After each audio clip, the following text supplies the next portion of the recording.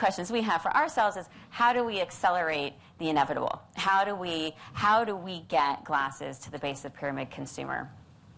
And why should we do that? Well, what we know is that glasses will increase productivity by 35%, and that will have a direct impact on individual household income of approximately 20%. So if you do the math in rural India, it turns out that $1.25 pair of glasses can give somebody $108 of incremental income in 1 year. And that's kind of a radical return on investment if you can convince the user that, in fact, glasses would be of benefit to them. And so for us, so far, Vision Spring has helped to generate $280 million in economic impact, which feels really good as a relatively small organization.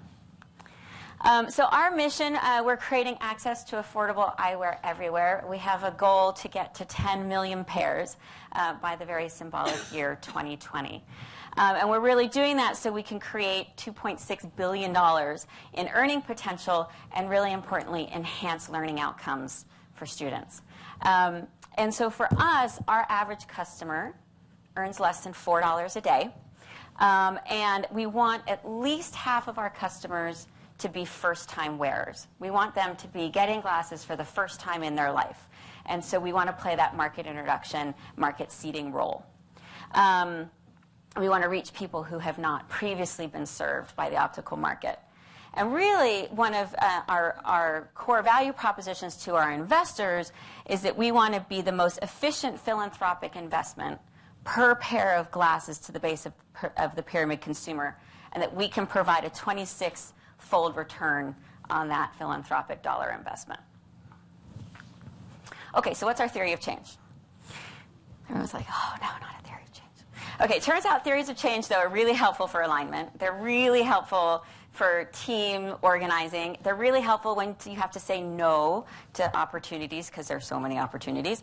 And it's also really helpful for board and management alignment. So we went through a theory of change exercise, and we took our board, we all went through it together. So classic, right, at the top, we would be pretty naive to think that a pair of glasses can get somebody out of poverty. Like, a heck of a lot of things have to go right for that to be true. There's all these external factors and context. But the reason why we're in business is because, you know, we want there to be a greater likelihood of having that pathway out of poverty. So we can control, though, the fact that glasses will create for low-income people that they can improve and maintain their functioning and their productivity and their earning potential. And we can measure that, right?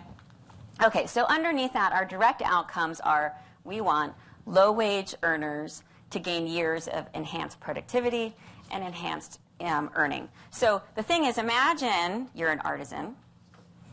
You depend on your work, 12 to 24 inches from your face. And as you are peaking in the extraordinary skill that you have, your eyes are failing. You have presbyopia. Your lenses are just getting stiff. It has nothing to do with anything. It's no illness. It's just totally to do with aging. So there's this kind of cruel joke that as you're peaking in your income-earning years, your vision's starting to blur. Well, what a shame that, a $1.25 pair of glasses could extend your income-earning potential for decades even. And then associated with that, it turns out it's really good to see if you're driving a truck. It also helps mechanics and the like to be able to reduce the risks of accidents, especially as we look at things like road safety. And then importantly for students, I think one of the exciting moments for us is the world is really focused not just on getting kids in school, but on the learning outcomes that they're achieving in school. And there was a randomized control trial in China in 2014 that showed that a pair of glasses on a kid's face can increase their learning outcomes by 6 months to 1 year. So just control for the parent's income, control for the parent's education, stick a pair of glasses on the child's face, and it's like a booster effect of almost a year of incremental earning. And so it's pretty radical.